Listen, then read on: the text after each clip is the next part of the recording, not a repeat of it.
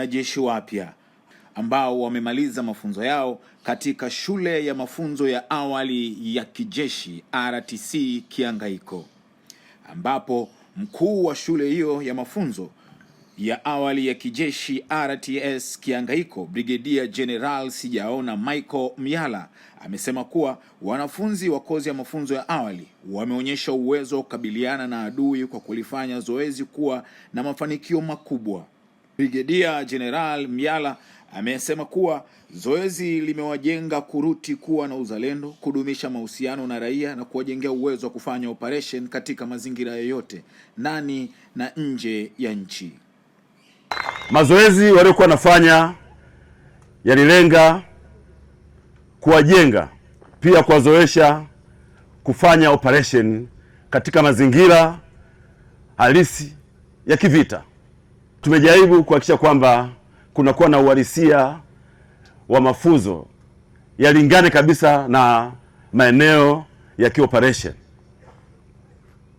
Vile vile tumewajenga uwezo wa kuwa majasiri, kuweza kufanya maamuzi sahihi. Imetosha kabisa kuonyesha kwamba hawa kuruti ni wazalendo.